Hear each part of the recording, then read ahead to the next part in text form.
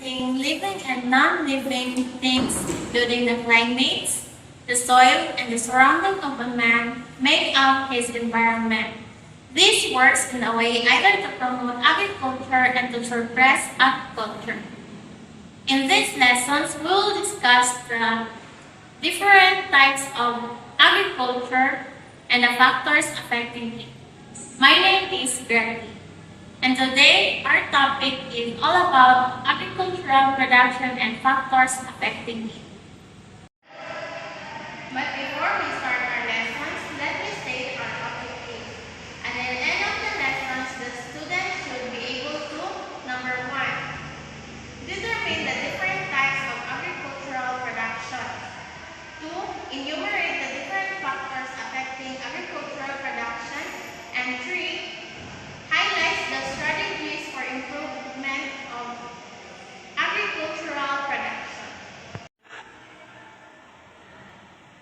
What is agriculture? Agriculture is a science or practice of farming in which includes cultivation of soils or growing crops and food-bearing trees. It also considers raising animals to provide food and other raw materials which produce another product. While agricultural production encompasses on activities that involve cultivating crops and raising livestock to produce goods and services for consumption or sales. And it also considers the environmental and economic sustainability. And now, let's discuss the types of agricultural production. We have crop production, livestock farming, mixed farming, and commercial version called system farming.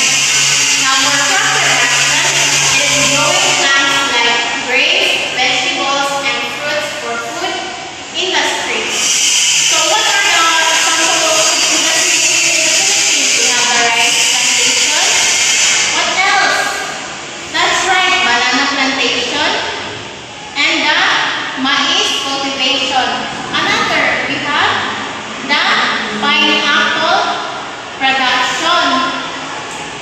That is crop production. Now for the livestock farming, it involves rearing animals for meat, milk, eggs, and other products. Examples, the cattle ranching. This is a type of agricultural farming which is a large where is kanang naglimo kanang animals like cows in a big or a large area where your animals can roam around. And for this purpose is for the animals to get their meat and their milks. Another is sa poultry, where is not only the chicken meats but also the chicken eggs.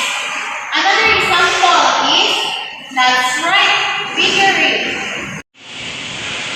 For the mixed farming, it combining the crop cultivation and the livestock farming at the same farm.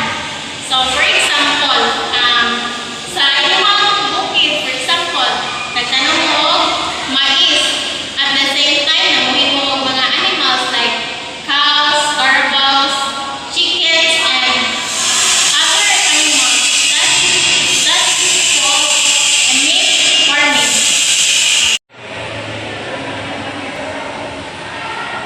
So let's move on to factors affecting agricultural productions. So first we have the natural and environmental factors. We have climate. It is a weather condition in the region over a long period. So kani siya is sa naturally kanang advantage o disadvantage. Sa advantage, for example, is kanang sa tropical region, kanang okay siya or good siya dito magtanong ang kanang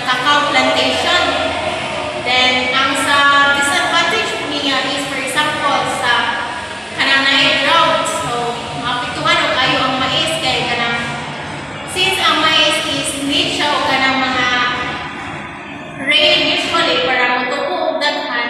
So ang tungod sa climate change or climate, maapektuhan siya ang mais kay kanang naay kanang dili manubog nga binhi, and other is kanang naay na una na ang tubo while ang uban is gagmay pa. So ibalik more dito siya maapektuhan kanang imbis nga kanang pantay ang iyang growth naay maulahin na imabot na. So that is the effect of climate.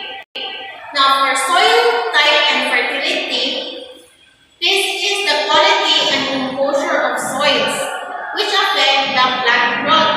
So ang katong kanit siya is ang katong loamy soils or katong soils nga kanang balanced soils is mo siya ang ideal soil for most crop kay kanang naay kanang tanong nga kanang lisod siya patubuon. So mo siya ang loamy soils is mo siya ang ideal soil nga kanang dili tamnan ang katong mga tanong nga lisod patubuon kay because na siya kanang natural nutrients or water availability. It is an access to sufficient water for irrigation and livestock. For example, diri sa atwa sa balay-balay usually sa kanang mga basakan para mag-plant of rice, di ba?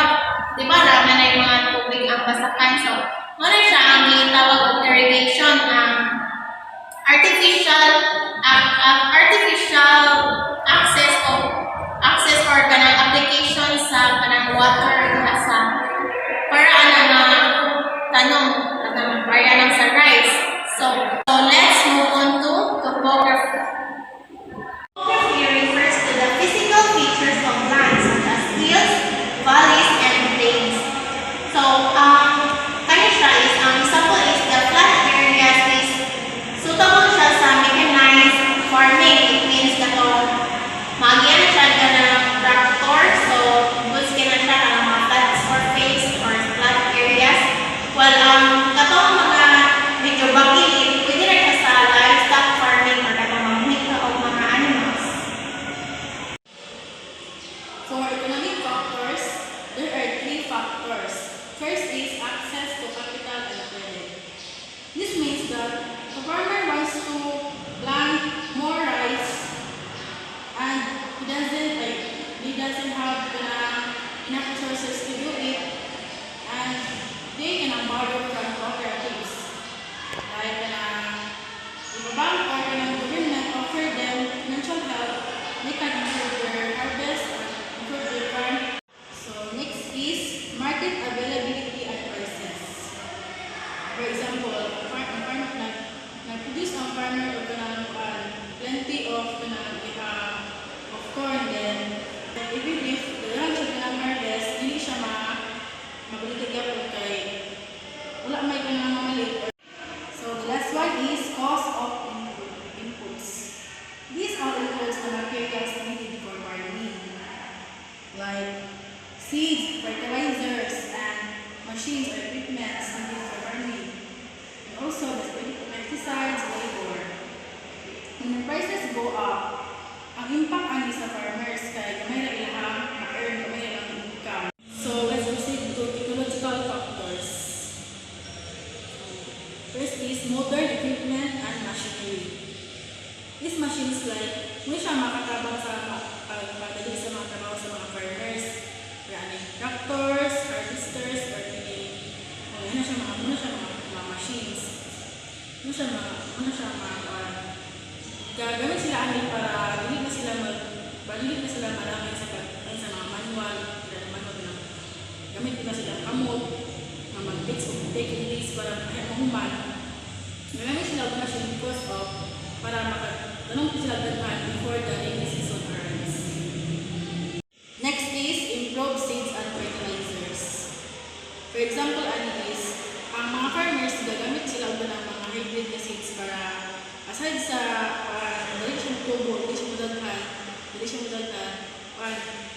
mas disease resistant seed dili siya dali madamo. So let's proceed to political and institutional factors. So the first is government policies and subsidies. Government sa mga farmers na tagaan o na message ang mga farmers or machines, training, muna siya lang nag-support sa mga farmers so that hindi sila mag-struggle sa pag-work. Next is land ownership and reforms. This means that farmers need to legally own or legally control the land. Kaya if they don't, mag-isod sila o control silang land pag yun ilangan yun. Just like sa Comprehensive Agrarian Reform Program, naghatag na sila o ownership sa land. And there's a number of factors. Social and cultural factors. First is labor availability. Farming needs many workers man, diba? So, if ang mga young people mga sa mga cities to find a better job, isip ang mga aging farmers na to, hintaw ko na mga trabahan din during harvest season.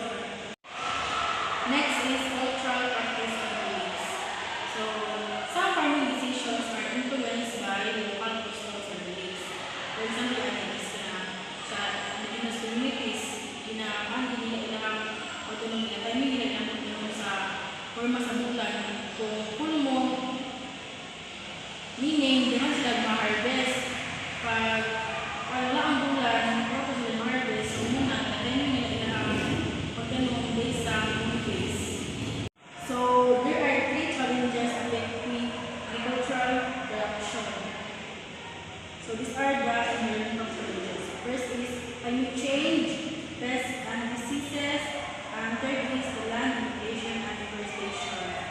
So, the climate change is, it is the change in climate like kung some farmers plant sila later than usual because stronger typhoons may come earlier or may come earlier which makadamage sila ang mga karon. So next is pests and diseases. Pests or diseases can destroy crops and livestock. For example, in recent years in the Philippines, coal armyworm, which results to massive damage to mga hectares of corns. Lastly, the land degradation and deforestation. It is the over-farming, cutting trees, or not taking care of soil needs to land that can grow crops well anymore. Example, it is sa mga planter sa Bukidnon. Forest clearing for farms cause negotiate and erosion of erosion which results to lisod na mga farmers na talagang nag-iog naman ang mga bata. So let's proceed to the current challenges in agricultural production. So there are 4 current challenges right now. First is poor yields, and second is urbanization, and third is lack of infrastructure, and fourth is environmental degradation. So let's move on to strategies for improvement. First is adoption of modern technology. For example for this is, in some part of the Philippines, mga farmers use sila o solar-powered irrigation pumps.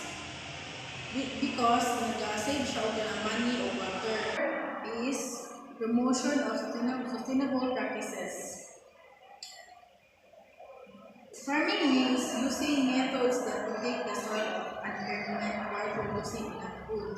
Example for this is crop rotation and composting are use sa mga organic farms to keep the soil healthy and para makareduce sa mga chemical use. And the last one is government and NGO support. And example for this is just like sa Department of Agriculture's Padiwa program, hindi sila sa farmers para sell directly sa mga consumers, giving them better income without the middleman. In conclusion, agricultural production is more than just planting crops and raising animals. It is very important for feeding people and helping farming communities. Many things affect it, like weather, money, tools, and government support. Today, farmers face problems like climate change and poor soil, so it is important to use better farming methods to help them with good policies. In the end, how we take care of our land will affect how much food we have in the future.